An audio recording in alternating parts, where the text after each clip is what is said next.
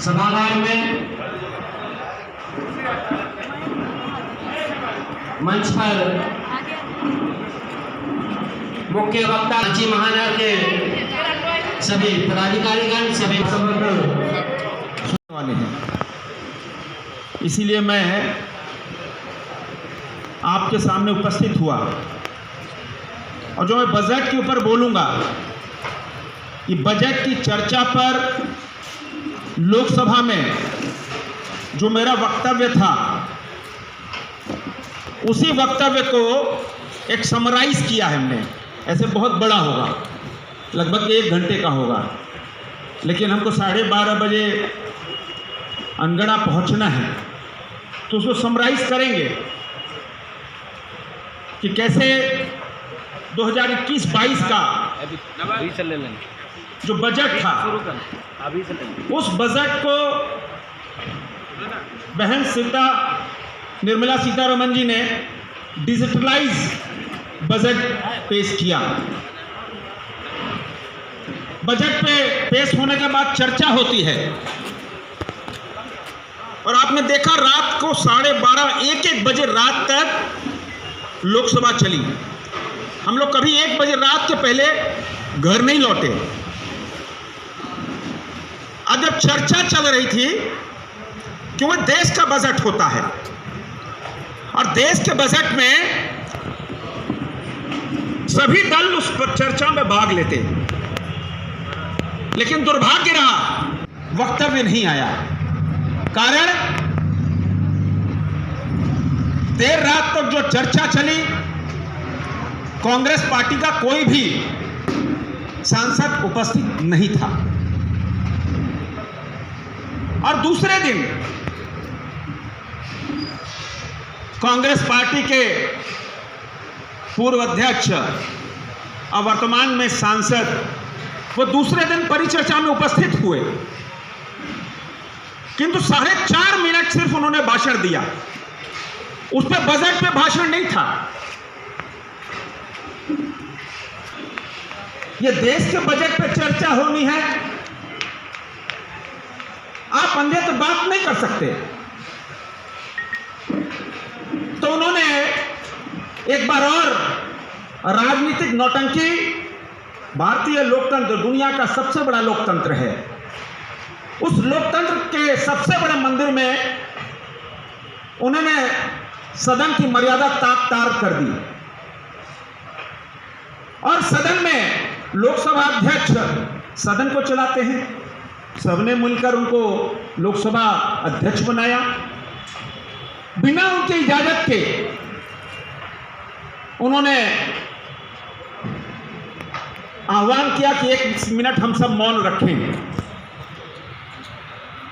और कांग्रेस पार्टी के जो सांसद बिना किसी पूर्व सूचना के, बिना लोकसभा अध्यक्ष के, बिना किसी एजेंडा के, वो सब खड़े हो गए 1 मिनट के लिए। भारत के लोकतंत्र में ऐसी घटना कभी नहीं हुई। और इसका नोटिस गया कि उन्होंने संसद की मर्यादा को तार-तार किया। संसद की मर्यादा को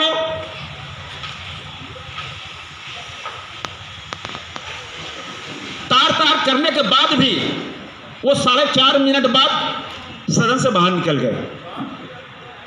ये दुर्भाग्य था, क्योंकि भाजपा का बजट नहीं है, ये देश का बजट है। और देश के बजट में कांग्रेस पार्टी का सदन की चर्चा में, बजट की चर्चा में भाग नहीं लेना, यह लोकतंत्र पे एक कुठाराघात है।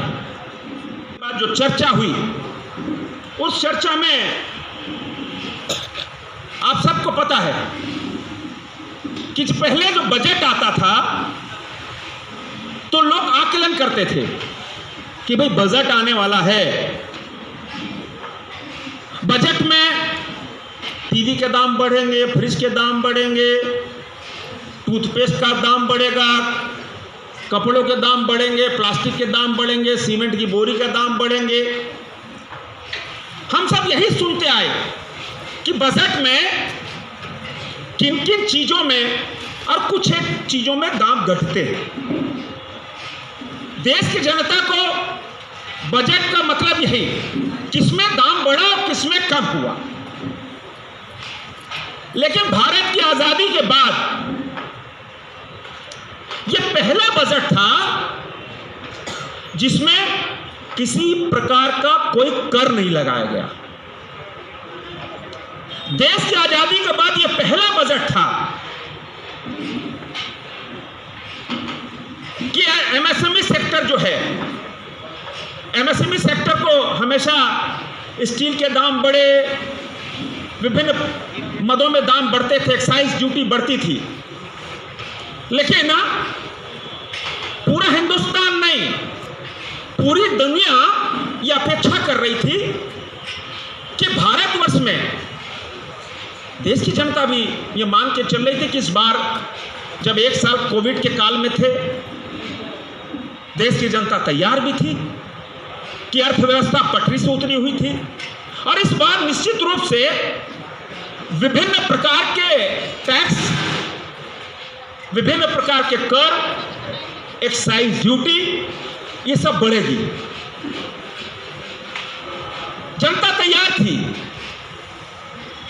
और हम सब ये जानते हैं कि एक साल जब कोरोना काल बीता, इस कोरोना काल में दुनिया में सबसे पहले कोई इकोनॉमिक ट्रैक पे किसी की गाड़ी चढ़ी, दुनिया में किसी की अर्थव्यवस्था पहली बार संभली, उसका नाम भारत।